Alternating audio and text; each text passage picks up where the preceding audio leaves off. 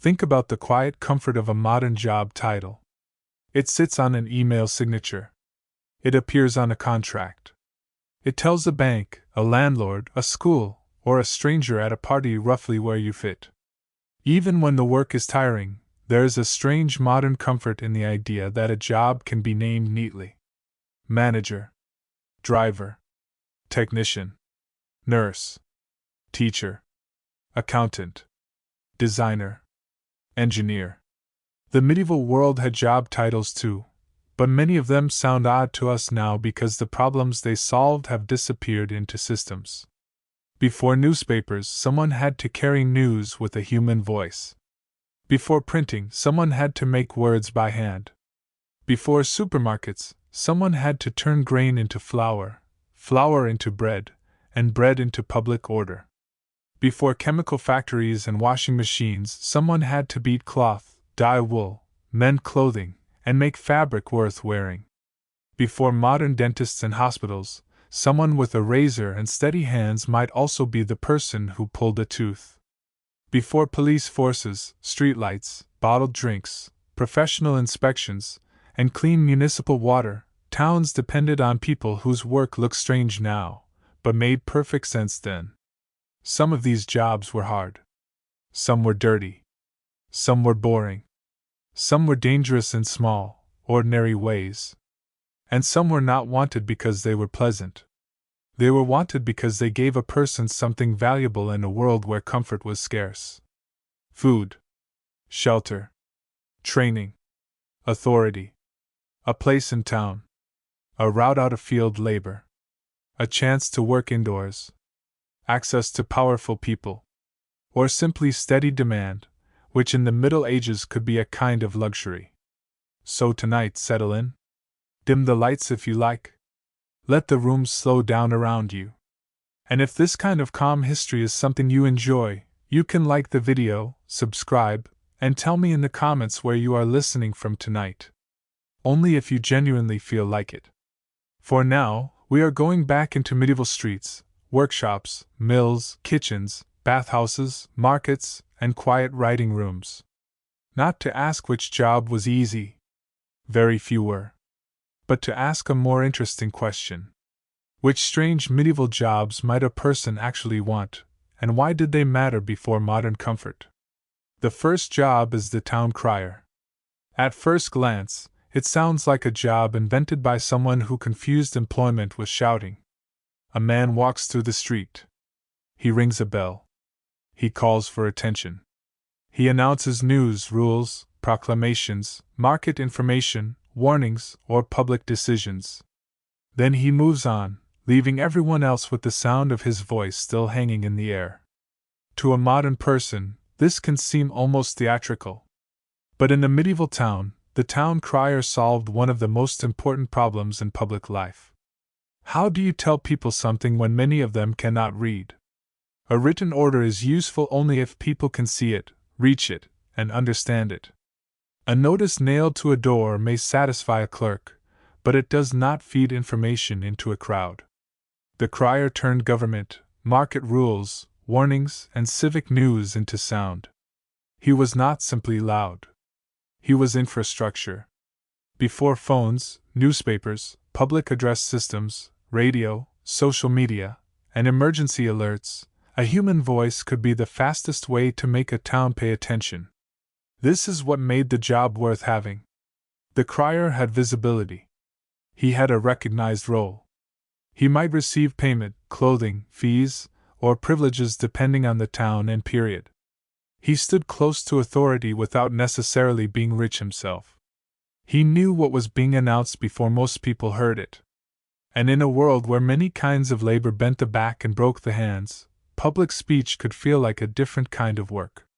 It was not gentle work. A crier had to be heard over carts, animals, market bargaining, bells, weather, and people who did not particularly want to listen. He also had to announce unpopular things. Taxes, fines, rules, bad news, warnings. The crowd might not like the message, but the crier was the one standing there with a bell in his hand. That took a certain courage. or at least a thick skin. Imagine a market morning. The street is narrow. The ground is damp. A woman is selling onions. A brewer is arguing over a measure. A child is trying to pull a chicken away from a puddle. Then the bell rings. The sound cuts through the noise, not beautifully, but effectively. Faces turn. The crier raises his voice and makes the town into an audience. For a few minutes the chaos listens. That is power. Not the power of a lord in a hall. Not the power of a knight with a horse. The smaller power of being the voice everyone recognizes. The town crier was wanted because medieval towns needed memory, warning, and order to travel through the air. And before modern comfort gave us messages that arrived silently in a pocket, a bell and a strong voice could hold a whole community together. The next job is the scribe. If the town crier was public sound, the scribe was controlled silence. A scribe sat with parchment, ink, quill, knife, ruling lines, and a patient hand, turning spoken language, legal agreement, prayer, account, story, order, or memory into marks that could survive the moment. To us, writing is cheap. Almost insultingly cheap. We type, delete, copy, paste, send, print, search, and forget. We can fill pages with words and throw them away without feeling the loss. In the medieval world, writing was labor. The surface might be parchment made from animal skin, prepared through a slow and skilled process. Ink had to be made. Quills had to be cut and recut. Pages had to be ruled. Mistakes had to be scraped away carefully. Books and documents were often produced by many hands, not by a single romantic figure alone in candlelight. And because writing took skill, the person who could do it stood near power. This is why the work could be desirable. Literacy was not evenly spread. A scribe, clerk, or copyist could enter worlds closed to many others. Courts needed written records. Merchants needed accounts. Monasteries needed books. Households needed letters. Town governments needed documents. Land, debt, rent, obligation, permission, inheritance, and memory all needed written form. The scribe did not merely copy words. He helped turn speech into evidence. Of course, it was not comfortable in the modern sense. Writing by hand for hours could strain the body. The back bent. The eyes tired. The hand cramped. Cold made fingers stiff. Bad light made lines swim. A knife used to sharpen the quill could also scrape mistakes from the page, which tells you something important about the work. Writing was not effortless inspiration. It was craft. It had tools, discipline, correction, and physical pain. But compared with many kinds of outdoor labor, scribal work offered something rare. It might happen indoors. It might attach a person to a church, a school, a court, a merchant household, or a town office. It could give access to language, law, money, and people who made decisions. For some, it could be a path upward. Not always far upward. Not always fairly. But upward enough to matter. Picture a writing room on a cold day. The window gives more light than warmth. The scribe's fingers are ink-stained. The page is not a blank digital field, forgiving and endless. It is expensive material. Every line matters. The quill scratches. The knife waits nearby. The body is still, but the work is alive with concentration. In a world before modern paperwork became so abundant that it annoys us, the scribe held a rare comfort. He could make words stay. The scribe was wanted because information that stays becomes power. And before printing made pages multiply, the hand that could write was a machine no town could fully replace. The next job is the guild apprentice. This one sounds less like a job and more like a long test of patience. An apprentice might be young. He might leave his family. He might live in a master's house, eat at the master's table, sleep in a crowded space, work long hours, obey rules, and receive little or no regular wage during training. To a modern ear, that does not sound like something to want. But in a medieval town, apprenticeship could be one of the clearest routes into a better life. Not an easy route. Not a guaranteed route. But a route that matters. In many crafts, skill was guarded. The right to practice could be shaped by guilds, local rules, family connections, fees, training, reputation, and membership. A person did not simply wake up one morning and become a goldsmith, carpenter, tailor, baker, mason, or weaver. They had to learn from someone who already belonged.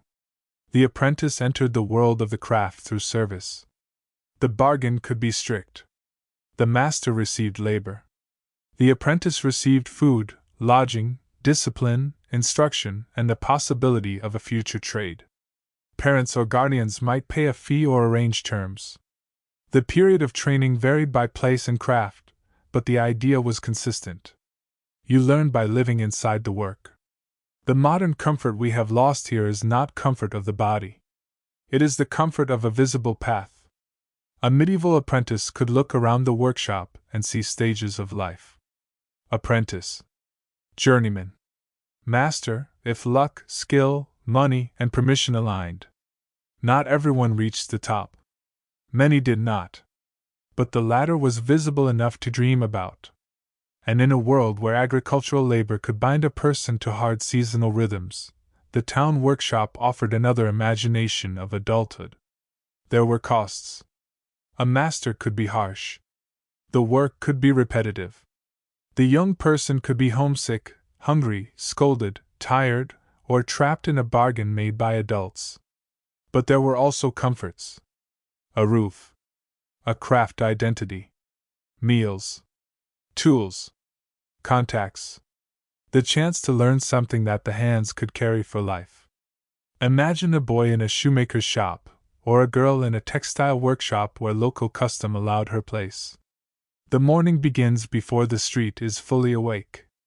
The apprentice sweeps, fetches, holds, watches, repeats, fails, repeats again. For months, perhaps years, the work looks like obedience. But slowly the hands learn. How much pressure? Which tool? Which sound means the material is right? Which mistake can be hidden and which cannot? The guild apprentice was wanted because training was a form of stored comfort.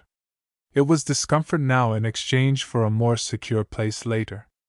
Before modern schools, certifications, and online tutorials, the master's house could be the classroom, the workplace, and the gate into adulthood all at once. The next job is the miller. Medieval people joked about millers, complained about millers, distrusted millers, and still lined up to use them. That tells you almost everything. The miller stood at one of the most important choke points in everyday life. Grain was not bread yet. It had to be ground. Grinding grain by hand was exhausting. Watermills and windmills turned natural force into food preparation. The miller stood beside that force, listening to machinery, watching grain, collecting tolls or dues, and turning harvest into flour. Before modern food systems, this was an enviable position in a complicated way. The mill was not just a building. It was an engine. Water pushed the wheel. The wheel moved gears. The gears turned stones. The stones crushed grain. The whole system transformed the power of a stream or wind into labor the human body did not have to perform. That made the miller close to power. He might not own the mill. Often the lord, monastery, town, or estate controlled it. Tenants in some places might be required to use a particular mill and pay for the privilege.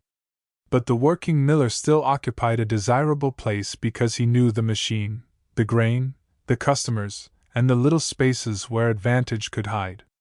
This is also why millers gained a reputation for cheating. When a person brings grain and receives flour, trust becomes dusty and difficult to measure. Did the miller take too much? Did the flour come back as expected? Did the grain lose weight honestly through grinding, or did something else happen in the dark corners of the mill?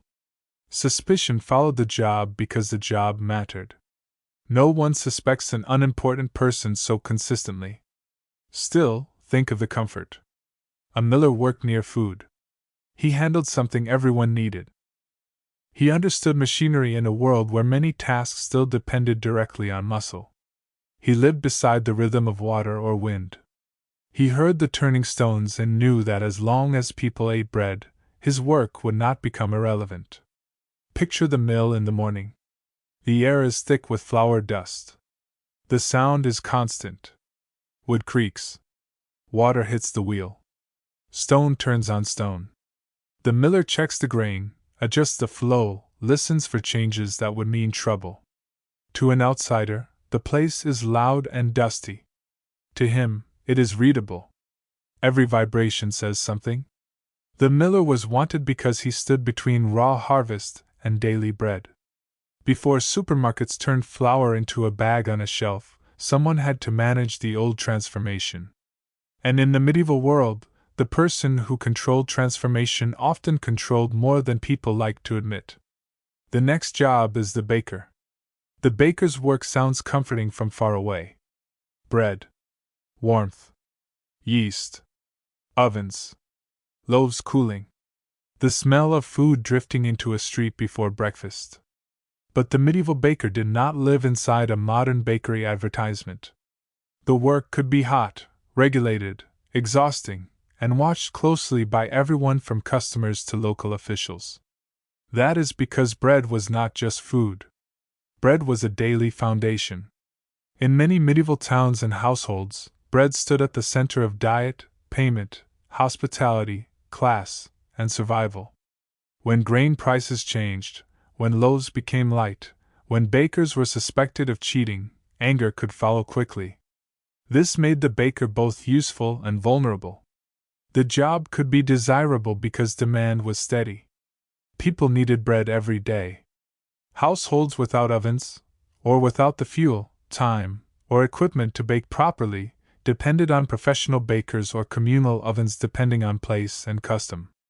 In towns, regulations like sizes of bread and ale attempted to control price, weight, and quality.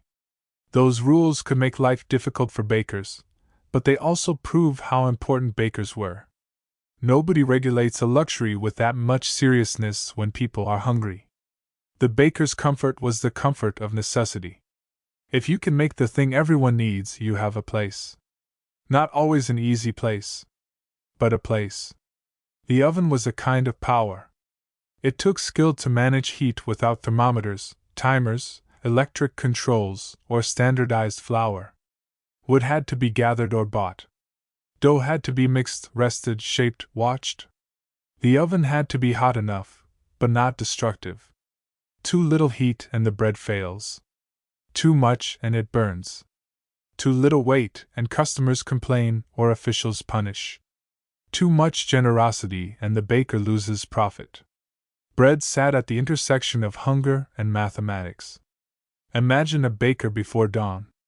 The street outside is still dim. Inside, the oven dominates the room. The baker's face is warm, his arms dusted with flour. There is no gentle soundtrack, only work. Wood crackles. Dough sticks. Someone knocks early because they want their loaf. The baker knows that by mid-morning, the same people who depend on him may accuse him of short weight, high price, bad flour, or old tricks. Still, the loaves go in. The baker was wanted because bread made communities dependent. Before modern food abundance softened hunger into preference, the person who could turn flour, water, heat, and timing into bread held one of the oldest forms of job security. The next job is the ale conner, or ale taster. This sounds, at first, like the best job in the medieval world. Someone points to a cup and says, "Your civic duty is to taste this ale." Modern imagination immediately gets carried away. But the real job was less tavern holiday and more consumer protection with enemies. Ale mattered enormously. In many medieval communities, brewing was common, local, and often done on a small scale. Ale could spoil. Measures could be short. Prices could be unfair. Quality could vary wildly. Before modern food inspection, sealed bottles, refrigeration, standardized brewing, chemical testing, and consumer law, towns needed people to check whether drink being sold was fit, fairly measured, and properly priced according to local rules. The aleconner's job was to test, report, and sometimes help bring offending brewers or sellers before local authority. That does not sound quite as charming. The person who finds your ale cellar rarely becomes the most beloved face in the ward. And yet the position could carry status. It was an official role.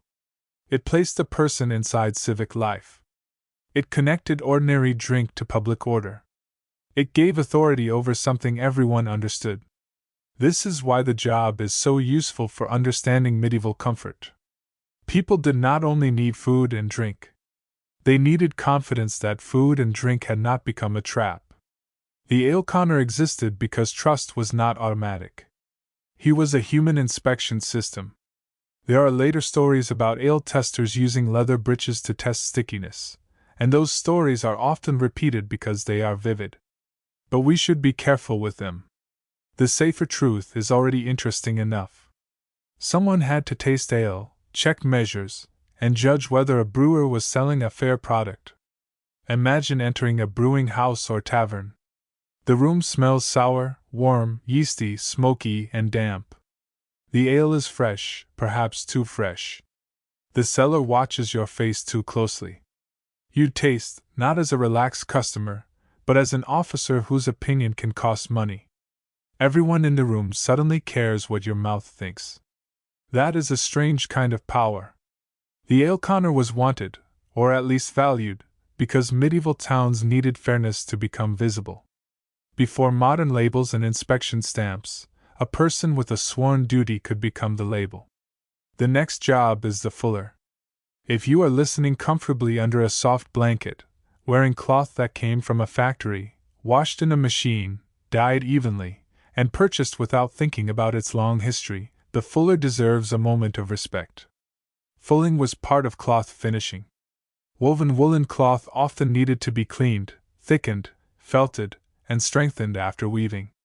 This could involve beating, trampling, washing, stretching, and working the cloth until it became more useful, warmer, denser, and better suited for wear. In earlier methods, people might tread cloth in troughs.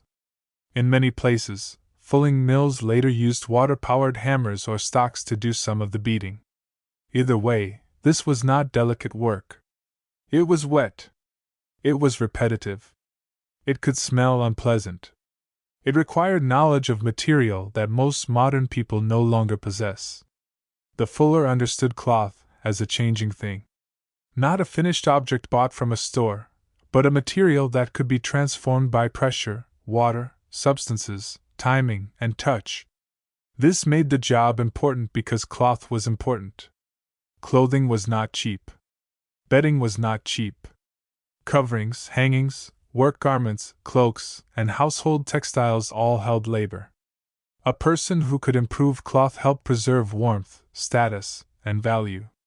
That could make the job worth wanting even if the work itself was uncomfortable. The fuller might not smell like a noble hall. But the cloth moving through his hands could end up in the market, on backs, in homes, and in accounts. There is a deep BMC lesson here. Modern comfort often means fabric without memory.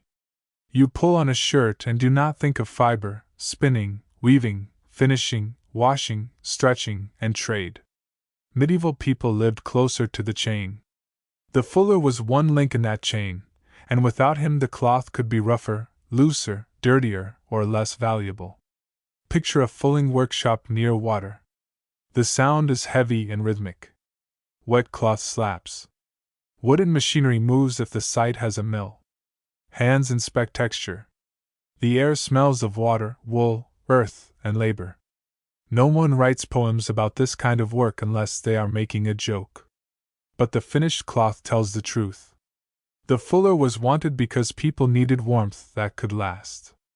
Before industrial textile mills made fabric abundant, the person who could improve cloth helped make winter a little more survivable. The next job is the dyer. The dyer worked with color, which sounds beautiful until you imagine the vats. Modern color arrives obediently. Blue shirt, black coat, red dress, green towel, purple blanket. The color looks like it belongs naturally to the thing. But color used to be work. Dyers used plant, animal, mineral, and manufactured substances, depending on place, trade, and period. They needed water, heat, mordants, recipes, timing, and experience. They needed to know how fiber accepted color, how cloth behaved, how much material was required, and how to produce results close enough to what customers expected. The work could smell. It could stain skin. It could be messy, expensive, and regulated. But it could also be valuable. Color mattered socially. It signaled wealth, taste, craft, rank, region, occasion, and aspiration. A dull cloth could become desirable through color. A bright or reliable dye could raise value. A dyer who knew how to produce a consistent shade possessed knowledge that was not obvious to the eye of a buyer. That hidden knowledge made the job worth having. In a world where most people owned fewer garments than modern closets can imagine, the color of a garment carried more weight. It was seen repeatedly. It entered public life. It could mark someone as respectable, festive, prosperous, humble, local, foreign, fashionable, or out of place. The dyer helped create those signals. Imagine a dye house. Steam rises from a vat. Wet cloth is heavy. The color in the liquid does not yet look like the color it will become when dry. The dyer watches, lifts, judges, waits. Too soon, too long, too weak, too strong, and money can be lost. This is not magic. But to a customer, it might feel close. Plain fiber goes in. Meaning comes out. The dyer was wanted because medieval society was not colorless. Modern people sometimes picture the past in brown, gray, and dirt because old objects fade. But people wanted color, and color required workers who understood transformation. Before synthetic dyes made brightness cheap, the dyer held a craft that could make cloth speak. The next job is the mason. A medieval mason could spend a lifetime with stone, lime, dust, tools, scaffolding, measurements, weather, and the slow patience of buildings that outlived everyone who touched them. It was hard work. It could be dangerous. Stone is heavy. Scaffolds fail. Hands slip. Weather turns. Pay, conditions, and status varied enormously. But skilled masonry could also be one of the more respected crafts in the medieval building world. Why would someone want it? Because stonework offered something many jobs did not. Skill that could travel. Visible achievement. Association with major projects. Churches, castles, bridges, town walls, halls, and wealthy houses all needed people who understood stone. The mason helped turn money, faith, fear, and ambition into walls. That is no small thing. In the medieval world, buildings were not simply backgrounds. They were statements. A cathedral said something about God, town pride, patronage, craft, and time. A castle said something about defense and authority. A bridge said something about movement and commerce. A town wall said something about fear and belonging. The mason's hand entered all of these. And unlike some forms of work that vanished each day after being done, masonry could remain. A loaf is eaten. A cup of ale is drunk. A field must be worked again. But a carved stone might still be seen by grandchildren. This gave the job a different emotional weight. Imagine a mason at a building site. The sound is not one sound, but many. Chisels. Mallets. Voices. Carts. Ropes. Stone being dressed. Lime being mixed. Measurements being checked again because a mistake in stone is less forgiving than a mistake in cloth. The mason's body works hard, but the mind works too. Angles, load, fit, sequence, weathering, ornament, and habit all matter. The mason was wanted because before concrete, cranes, power tools, steel frames, and modern construction management, stone skill could give a person a place in the making of permanence. For a medieval worker, that was a rare kind of comfort. The comfort of knowing the work might stand after the worker was gone. The next job is the thatcher. Modern roofs are usually invisible until they leak. We live under shingles, tiles, metal, slate, membranes, gutters, insulation, and building codes. A roof is expected to behave. In the medieval world, a roof was a constant negotiation with weather. Rain wanted in. Cold wanted in. Smoke wanted out. Wind wanted to lift edges. Birds, insects, rot, and fire all had opinions. Thatching, where local materials such as straw, reed, heather, rush, or other plant matter were used to cover a roof, required real skill. It was not simply throwing straw on a house and hoping. The material had to be prepared, laid, layered, fixed, shaped, and maintained so that water would run away instead of entering. The thatcher's work mattered because a bad roof ruined everything below it. Bedding dampens. Food spoils. Tools rust. Cloth mildews. People sleep badly. Smoke behaves differently. Cold becomes harder to endure. A good roof did not make a home modern, but it helped make the home possible. This could make thatching a desirable craft. It was needed wherever thatched buildings existed. It used local knowledge. It could be seasonal and physically demanding, but it gave a worker a skill tied directly to shelter. The thatcher knew how rain moved. He knew how edges failed. He knew which materials belonged to which landscape. He knew how a roof aged. In a world before cheap industrial roofing, that knowledge was comfort made visible. Picture a thatcher on a roof. The village is below. Bundles of material wait nearby. The work is repetitive but not mindless. Each handful must lie correctly against the last. The roof gradually changes from exposed structure into protection. From below, someone watches and thinks less poetically than we might. Good. The rain may stay out. The thatcher was wanted because shelter is one of the oldest human problems. Before modern houses sealed weather behind layers of manufactured material, a skilled roof worker could make the difference between a room and a damp box. The next job is the barber surgeon. This one is uncomfortable, and we should be careful with it. It is easy to turn the barber surgeon into a cheap shock image. That is not what we are doing here. The point is more ordinary, and in some ways more human. Before modern dentistry, surgery, anesthesia, antibiotics, sterile operating rooms, and medical specialization, people still had teeth that hurt, wounds that needed attention, boils that needed treatment, hair that needed cutting, beards that needed shaving, and bodies that did not politely wait for scientific progress. Someone had to do the practical work. In medieval and early modern Europe, surgery was often separated from the learned world of university physicians. Barbers, with sharp blades and manual skill, could also perform certain procedures. The exact boundaries changed by place and period, but the barber surgeon became one of those figures who lived where grooming, pain, craft, and necessity met. Why would anyone want such a job? Because it offered skilled local importance. A barber had customers. A surgeon had urgent customers. A person who could shave, cut hair, pull teeth, lance, cup, bleed, or treat simple injuries, according to the practices of the time, occupied a place people could not ignore.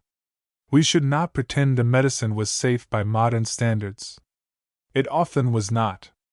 But to the medieval patient, the alternative was not a modern clinic. The alternative might be no help at all. This made the barber surgeon useful even when the work was feared. Imagine a small shop. There is a chair. There are blades. There is water, cloth, perhaps bowls, perhaps instruments that make a modern viewer grateful for every century between then and now. One customer comes for a shave. Another comes because a tooth has made sleep impossible. The same hand that trims hair may be asked to deal with pain. The room is not clean in the modern medical sense. It is practical in the older sense. Do what can be done with the knowledge and tools available. The barber surgeon was wanted because the human body has always needed maintenance. Before modern medicine divided care into professions, clinics, and specialties, the person with a steady hand and practical courage could become painfully necessary. The next job is the bathhouse worker. This may surprise people who imagine the medieval world as a place where nobody washed and everyone simply accepted discomfort. The reality varied by region, class, period, and local custom, but public bathhouses existed in many medieval towns. In some places they were common enough to be part of urban life. They offered heat, washing, steam, tubs, sociability, and sometimes other services clustered around the body. The bathhouse worker belonged to a world where hot water was not casual. Today, a shower is a private event controlled by plumbing. Turn the handle. Heat arrives. Water drains away. Towels wait. The entire system behaves as if the house itself is a servant. In a medieval town, heating water required fuel, containers, labor, timing, and space. A public bathhouse gathered those costs into a service. That made the workers important. Someone had to manage fires. Someone had to handle water. Someone had to clean, carry, prepare, watch, charge, assist, and keep the place functioning. Why would someone want the job? Because it placed them inside a necessary urban service. The bathhouse was not only about cleanliness. It was warmth. It was relief. It was social. It could be medical in the older broad sense of bodily care. It could be morally suspicious in some eyes and perfectly ordinary in others. That ambiguity is part of its history. But from a worker's point of view, a bathhouse meant traffic, customers, heat, water, tips, wages, or opportunities depending on the setting. And information, because places where bodies relax often become places where tongues loosen. Imagine the bathhouse before opening. Steam begins to gather. Wood is being fed to heat. Water is carried, poured, checked. Benches are wiped. Cloth is arranged. The worker knows that the comfort customers are about to buy did not appear from nowhere. It was prepared through heat, muscle, fuel, and attention.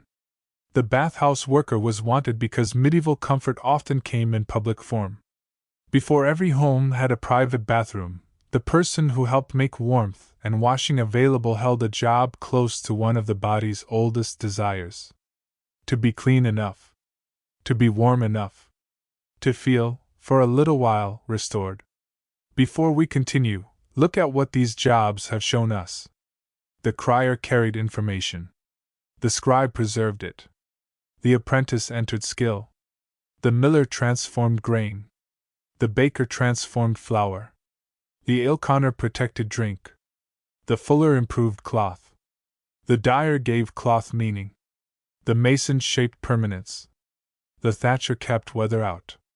The barber surgeon met the body where it hurt. The bathhouse worker turned heat and water into service. None of these jobs make sense if you start from modern convenience.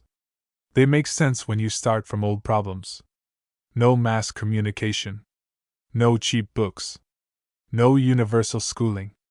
No food factories. No synthetic cloth. No central heating. No sealed roof systems. No modern medicine. No private bathrooms.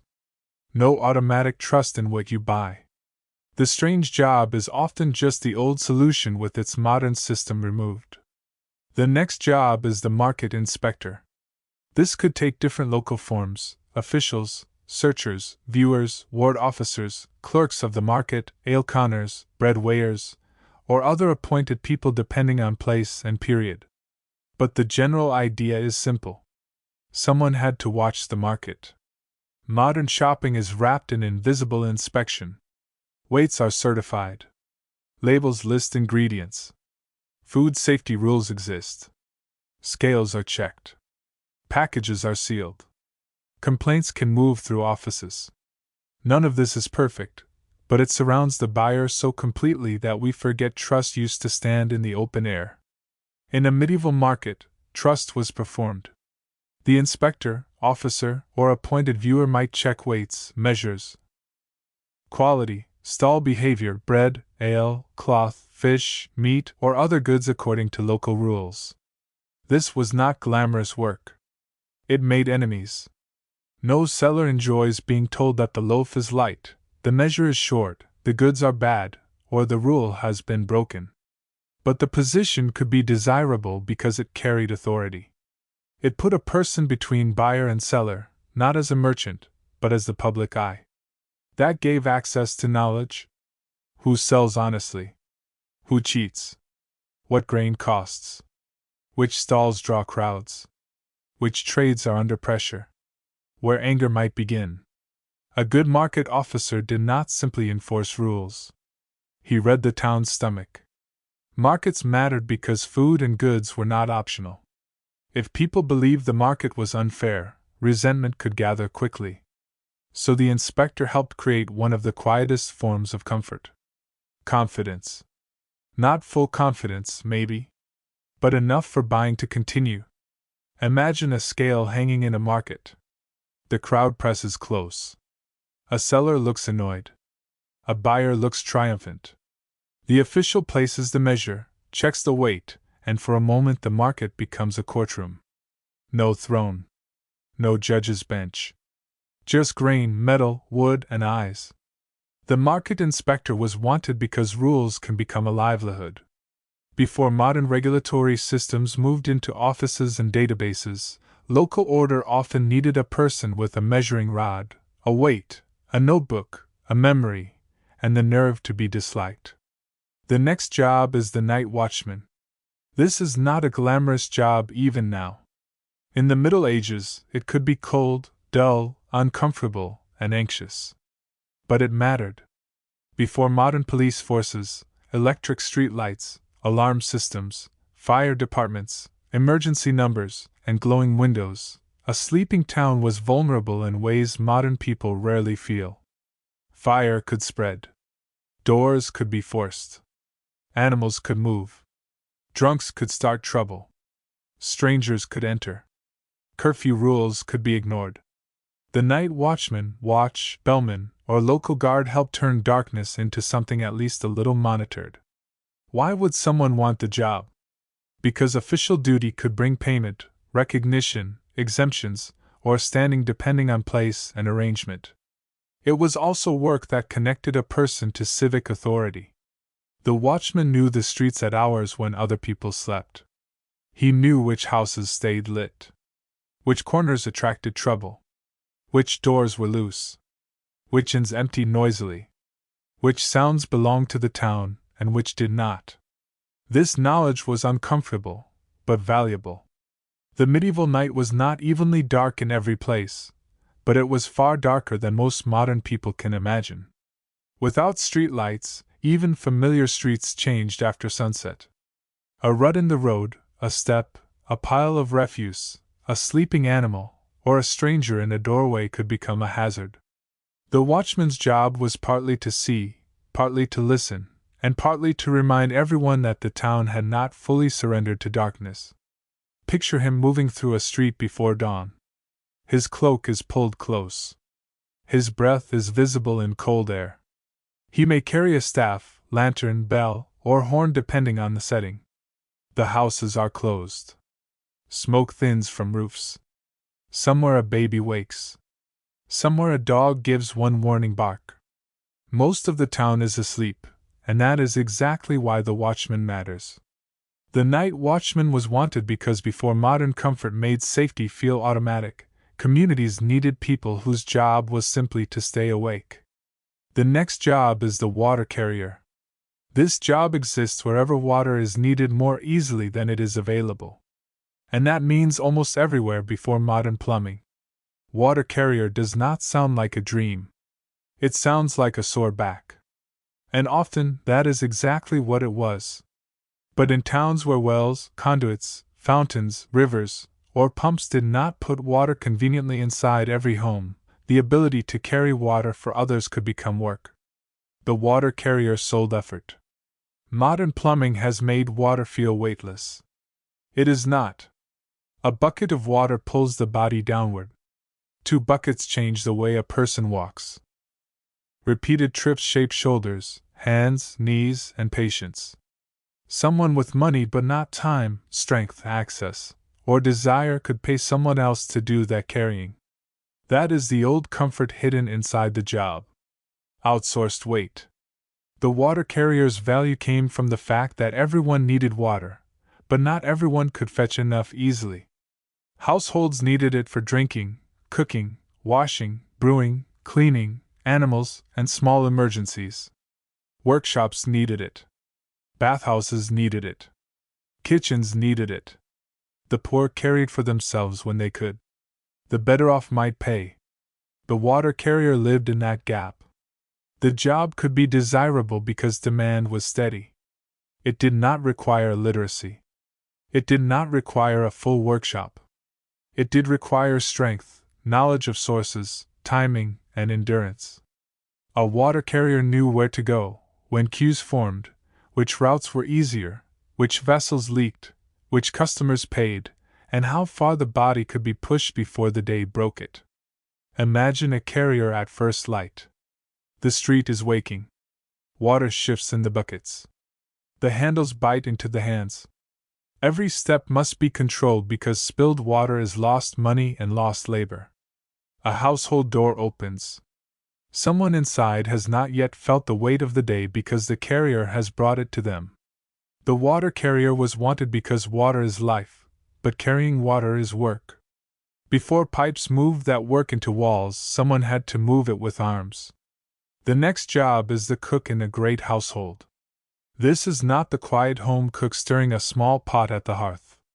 This is the worker inside a larger household kitchen, perhaps in a castle, manor, monastery, college, or urban elite home, where feeding people was an organized operation. To modernize, the job can look brutal. Heat, smoke, knives, heavy pots, early mornings, long days, hierarchies, noise, the pressure of feeding people whose comfort matters more than yours. And all of that is true. But a kitchen in a great household could also offer something powerful: food security, shelter, training, access to leftovers, wages, networks, and the rhythm of an institution that had to keep running. In a world where hunger was never far from ordinary life, work near food could be deeply attractive. The kitchen was dangerous, but it was not marginal. It sat close to one of the main engines of household life. Large households consumed enormous amounts of bread, ale, meat, fish, pottage, sauces, spices, fuel, and labor. They needed cooks, scullions, bakers, brewers, pantlers, butlers, kitchen boys, and many other roles depending on size and status. A cook with skill could gain respect within that system. He or she could understand timing, supply, fire, taste, status, fasting rules, feast days, preservation, and the appetites of rank. This was not simply recipe work. It was logistics before refrigeration. How much food? For whom? On which day? Under which religious rule? With what fuel? Using what ingredients before they spoil? Served in what order? To which table? The great household kitchen was a machine made of people. Picture it before a feast. The floor is busy. The air is hot. Pots move. Water is carried. Birds are plucked. Bread arrives. Sauces are watched. Someone shouts because the wrong dish is going to the wrong place. Someone else has already fixed the problem because that is what kitchen work is. Constant correction before the important people notice. The cook was wanted because food is power when food is uncertain. Before modern supply chains and appliances, a person who could make a household eat on time belonged to the hidden architecture of comfort. The next job is the reeve or bailiff. The exact title and duties varied, but we can speak generally about the local official who managed work, rents, accounts, tenants, harvest duties, or the business of an estate, manor, or town. This job was not always loved. In fact, being the person who tells neighbors what they owe, when they must work, what has been counted, and what has not been paid is a reliable way to become unpopular. But unpopularity and desirability are not opposites. Sometimes the job people resent is also the job people want because it carries authority. The reeve or bailiff stood between ordinary labor and higher power. He might be answerable to a lord, steward, town authority, or institution. He might oversee agricultural work, collect dues, record obligations, manage accounts, supervise tenants, or enforce decisions. This meant he knew the system from the inside. And in the medieval world, knowing this system could matter almost as much as owning land. Why would someone want this? Because administrative authority could bring status, opportunities, information, and sometimes material advantage. It could also reduce certain kinds of manual labor, though it might replace them with other burdens.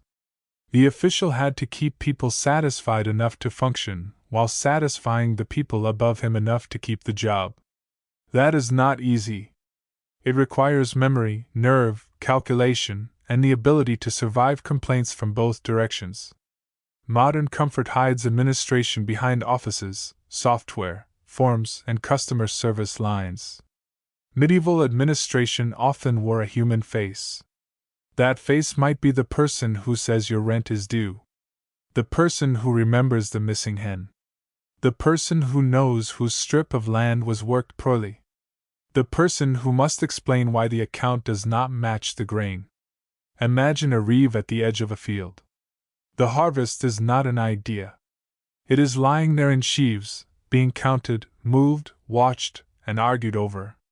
The reeve knows that a mistake can become anger. He also knows that the record must satisfy someone who is not standing in the mud. That is the old difficulty of management. Be close enough to the work to be blamed for it, and close enough to power to be useful to it. The reeve or bailiff was wanted because before modern bureaucracies became impersonal, local authority could be a ladder.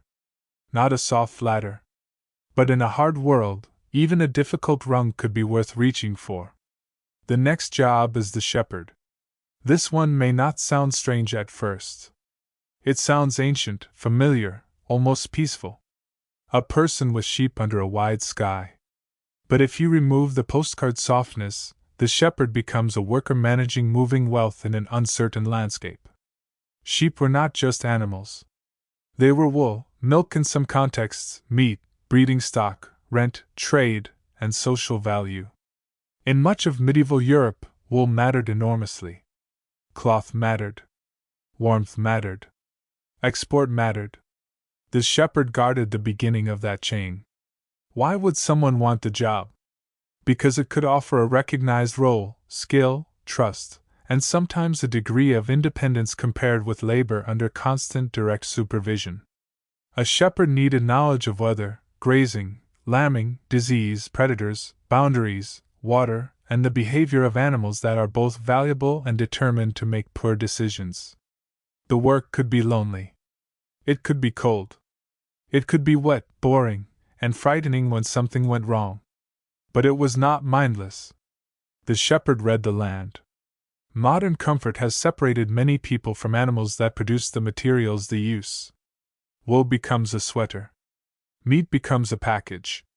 Milk becomes a carton. The shepherd lives before that separation. He sees value on legs, moving through weather. Picture a hillside morning. The flock spreads slowly. Mist lies in low places. The shepherd watches not one animal, but the pattern of all of them. Which one limps? Which one wanders? Which part of the field is being eaten too closely? Where the clouds are gathering. Where a dog has heard something before the person has. The job is quiet, but the quiet is full of reading. The shepherd was wanted because animal wealth needed human attention. Before synthetic fibers, industrial farms, and refrigerated supply chains, a flock was not scenery. It was fabric, food, money, and risk walking together. The next job is the carter or carrier. Every age depends on movement. The medieval world did too. Grain had to move. Wood had to move. Stone had to move. Ale, cloth, wool, barrels, tools, furniture, salt, fish, hay, and people all had to move from one place to another. Before railways, trucks, vans, paved highways, forklifts, container shipping, and delivery apps, movement required animals, carts, roads, rivers, backs, and patience. The carter worked inside that need. A cart was not just transport. It was a multiplier of strength. With wheels, harness, animal power, and skill, a person could move more than arms alone allowed. That made the carter valuable. He knew routes. He knew road conditions. He knew animals. He knew where wheels sank. He knew how much weight was too much, even when the customer insisted otherwise. He knew that time lost to mud was still time someone expected him to answer for. Why would someone want this job? Because transport creates opportunity. The carter saw more than one field, one shop, or one household. He moved between places. He heard news. He served markets, estates, builders, merchants, and households. He might work for someone else or own part of his equipment depending on setting. Either way, he carried not just goods, but connection. Modern delivery has become so fast that waiting 2 days can feel like personal hardship. Medieval movement required endurance. A broken wheel was not a minor inconvenience. A lame animal could ruin a schedule. A bad road could become the main character of the day. Picture a carter on a wet road. The wheels cut deep. The horse or ox strains. The load shifts. The carter listens to wood, leather, animal breath, and mud. Every sound tells him whether the journey will continue or become a problem that everyone will remember. The carter was wanted because before modern comfort delivered goods to doors, someone had to persuade the physical world to move. The next job is the candle maker. The candle maker's work sounds gentle only if you forget what candles are made from and what they were for. Light before electricity was not an atmosphere setting. It was a resource. It cost material, labor, and money. Candles could be made from tallow, beeswax, or other substances depending on place, status, use, and availability. Tallow candles were often cheaper but could smoke and smell.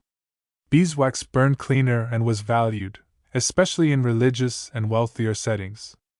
Either way, making candles required repeated work, preparing wicks, melting material, dipping or molding, cooling, trimming, storing, and selling. Why would someone want the job? Because darkness was reliable demand. It came every day. The candle maker sold controlled time after sunset. That is an extraordinary thing. A candle allowed a person to pray, read, sew, cook, move, work, watch, and sit with less fear of the dark. It did not remove night. It made a little island inside it. In a medieval town, candle making could connect to households, churches, shops, and trades. Religious use alone could create steady need in many communities. Domestic use varied by wealth, because light was not equally affordable.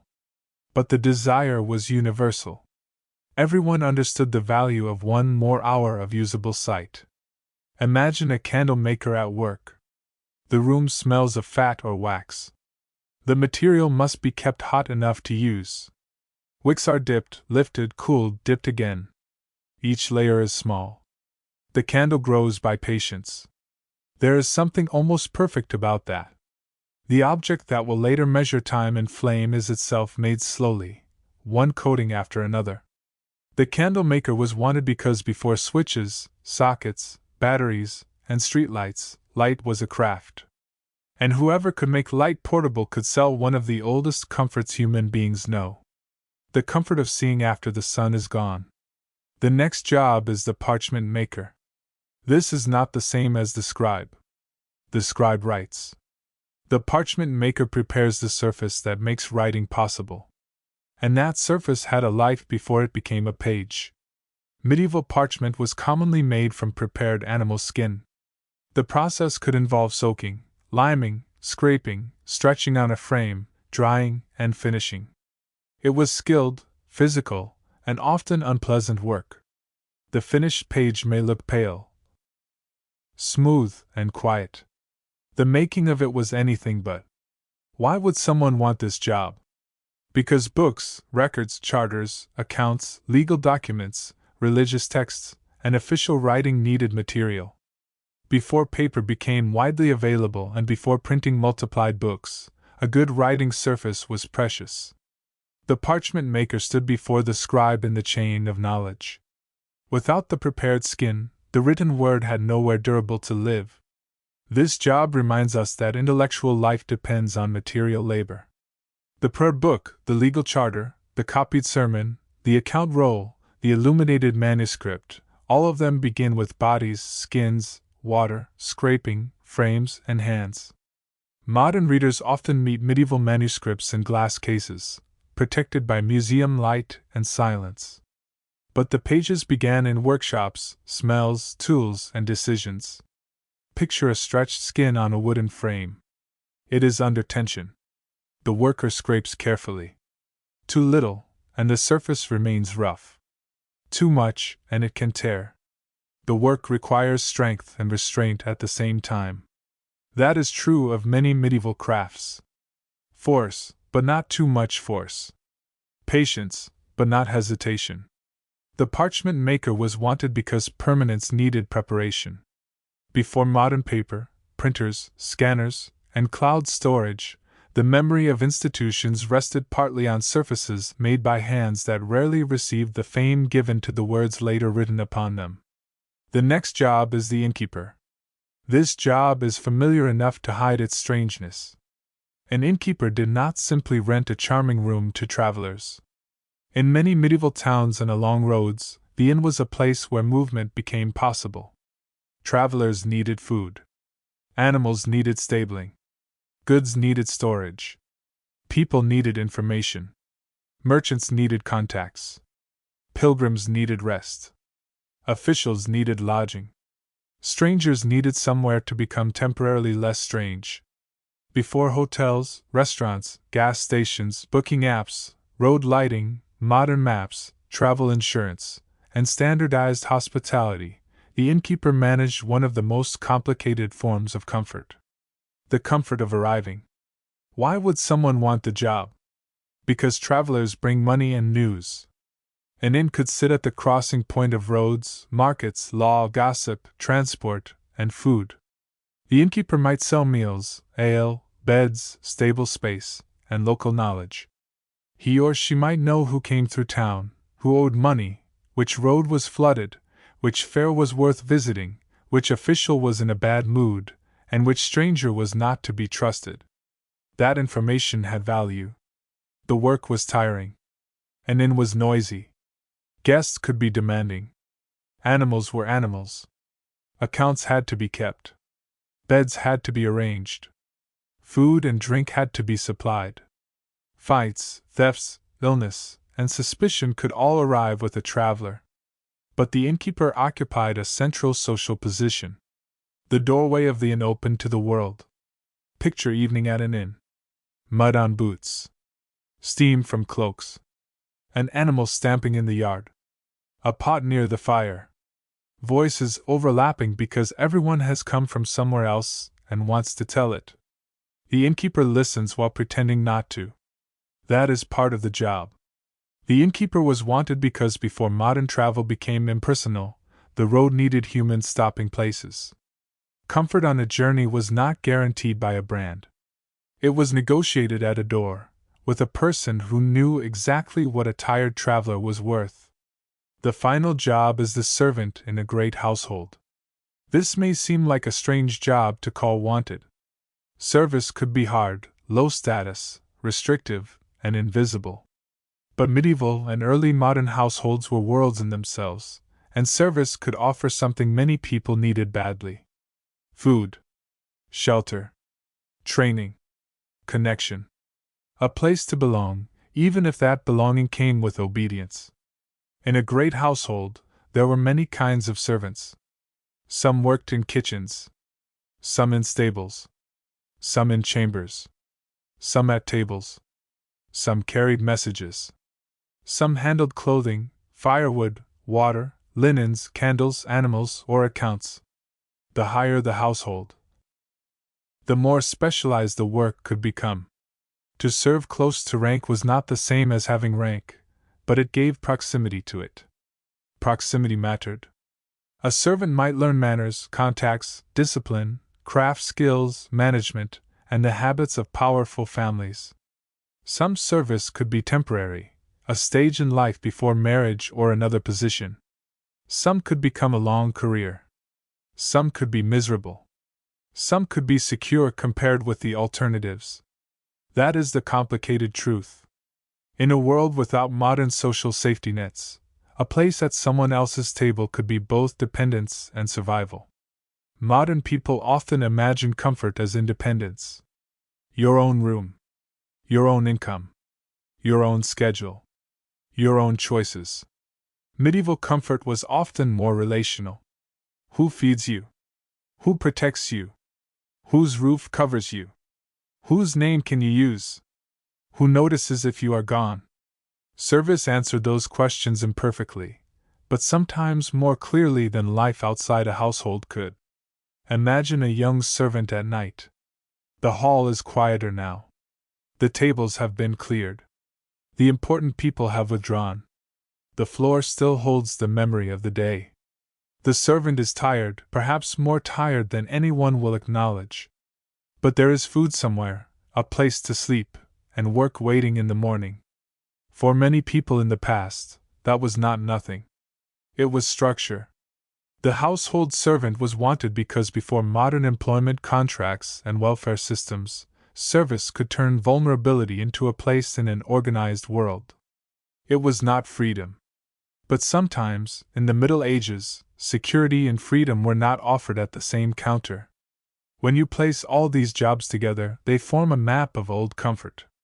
The town crier solved the problem of public information. The scribe solved the problem of memory. The apprentice solved the problem of entering skilled work. The miller solved the problem of grinding grain. The baker solved the problem of daily bread. The ale-conner solved the problem of trust in drink. The fuller and dyer solved the problem of cloth becoming useful and meaningful. The mason and thatcher solved the problem of buildings that could stand against time and weather. The barber-surgeon solved the problem of practical bodily care before modern medicine. The bathhouse worker solved the problem of heat and washing before private plumbing. The market inspector solved the problem of fairness in public trade. The night watchman solved the problem of darkness. The water carrier solved the problem of weight. The cook solved the problem of feeding a household. The reeve or bailiff solved the problem of local management. The shepherd solved the problem of animal wealth. The carter solved the problem of movement. The candle maker solved the problem of night. The parchment maker solved the problem of durable words. The innkeeper solved the problem of travel. The servant solved the problem of shelter inside someone else's order. None of these jobs was romantic all the way through. Some were exhausting. Some were resented. Some were dirty. Some required obedience that modern people would find suffocating. Some carried risk without modern protection. But the reason they could be wanted is simple. They were close to necessity. And in a world before modern comfort, being close to necessity gave a person leverage.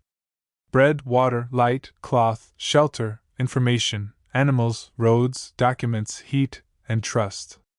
Those were not background details. They were the working parts of life. Modern comfort has hidden many of these jobs inside systems. The town crier became media, alerts, notices, and public relations. The scribe became clerks, typists, lawyers, administrators, archivists, and every silent machine that stores text. The apprentice became formal training, trade school, internships, and certification. The miller and baker became industrial food systems and neighborhood bakeries. The ale-conner became inspectors, regulators, quality control, and licensing. The fuller and dyer became textile factories, laundries, dry cleaners, and fashion supply chains. The mason and thatcher became construction trades. Heritage specialists, roofers, engineers, and conservation workers.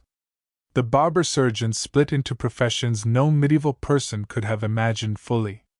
The bathhouse worker became plumbing, gyms, spas, cleaners, engineers, and bathroom fixtures.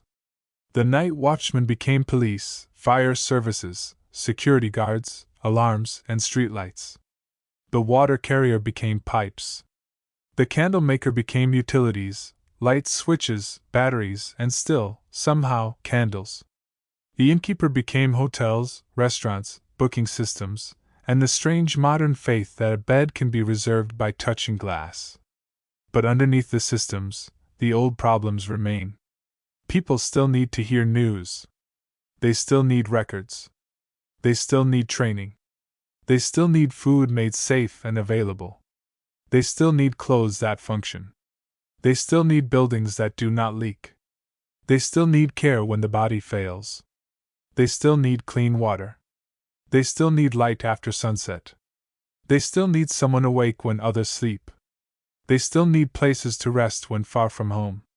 The medieval jobs did not vanish because they were foolish. They vanished, changed, split apart, or became invisible because modern comfort reorganized the work. That is the quiet lesson here. The past is not only a list of strange customs.